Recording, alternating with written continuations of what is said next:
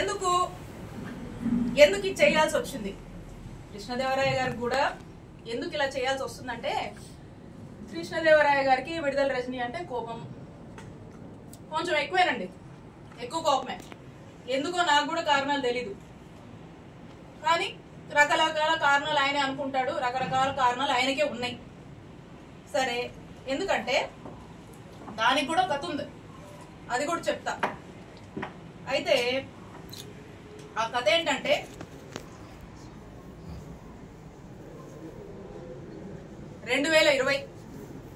YSR Congress party అధికారంలో ఉంది.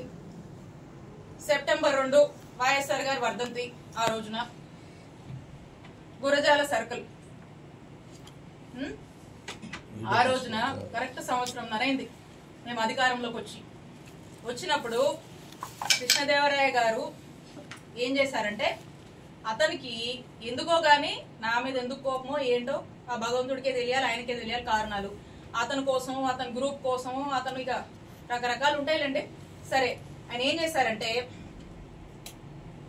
ఈ గురజాల సర్కిల్లో ఉన్నటువంటి పోలీస్ స్టేషన్లో అక్కడున్నటువంటి డిఎస్పీ గారిని, అక్కడున్నటువంటి సిఐ గారిని, ఇద్దరిని కూడా మాటలు చెప్పి మా అధికారాన్ని మా మీదకే వాడి వాళ్ళను, పోలీసులను బ్రైబ్ చేసి నా మీద, నేను మాట్లాడేటువంటి ఫోన్ నంబర్ మీద, నేను వాడేటువంటి నంబర్స్ మీద, మా సిబ్బంది నంబర్స్ మీద, మా ఇంట్లో వాళ్ళ నంబర్స్ మీద ఒక 6 నుంచి 7 నంబర్ల వరకు కూడా కాల్ డేటా తీసే ప్రయత్నం చేశారు.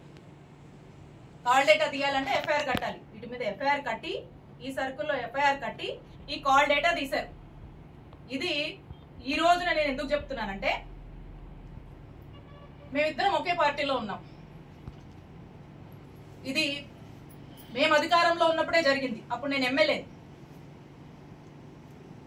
అప్పుడు జరిగినటువంటి విషయము నేను ఏ రోజు కూడా ఈ విషయాన్ని చెప్పే పరిస్థితి నాకు రాకూడదనే నా మనసులో ఎప్పుడు అనుకుంటూ ఉండేదాన్ని.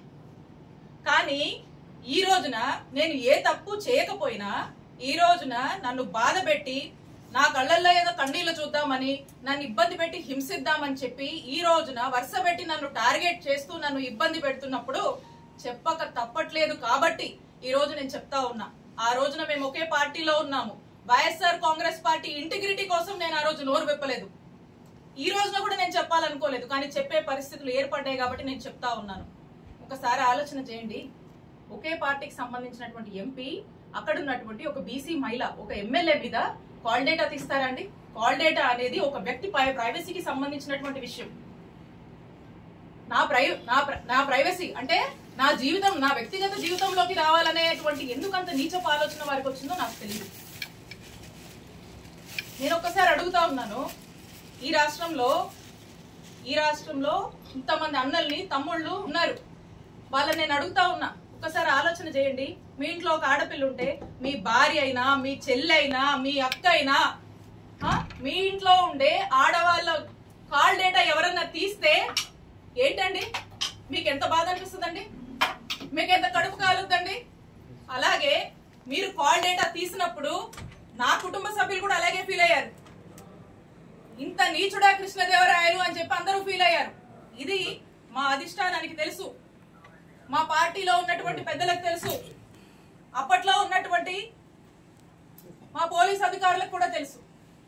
కానీ ఎప్పుడు బహిరంగంగా ఈ విషయాన్ని నేను బయటికి చెప్పే ప్రయత్నం చేయలేదు. ఇది జరిగినప్పుడు మా నాయకుడు జగన్మోహన్ రెడ్డి గారికి ఇంత మీన్ మెంటాలిటీ ఉన్నటువంటి ఈ వ్యక్తి ఈ విధంగా నన్ను ఇబ్బంది పెట్టి ఈ విధంగా చేశాడు అని చెప్పి, కాల్ డేటాలు తీస్తాడా అని చెప్పి నేను మా ముఖ్యమంత్రి గారికి షేర్ చేసుకున్నప్పుడు, 4 గోడల మధ్య జరిగినటువంటి విషయం.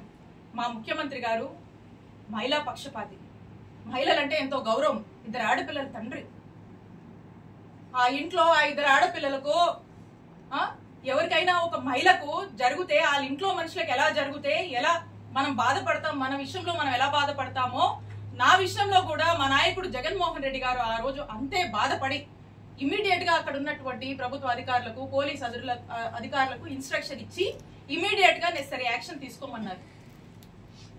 ఇమీడియట్ గా నిమిషాల్లో ఆ రోజు ఇక్కడ పనిచేసినటువంటి డిఎస్పీని, ఇక్కడ ఉన్నటువంటి సిఐని పిలిచి పోలీస్ అధికారులు మాట్లాడితే ఆ పోలీసులు ఏం స్టేట్మెంట్ ఇచ్చారండి? Upon the pressure of honourable MP Narasaraopet Lavu Krishnadevarayalu, upon his instructions మేము ఇది తీయాల్సి వచ్చింది అని చెప్పారు. నిమిషాల్లో సస్పెండ్ అయ్యారు ఆ పోలీసులు. ఇది చాలా మందికి తెలుసు.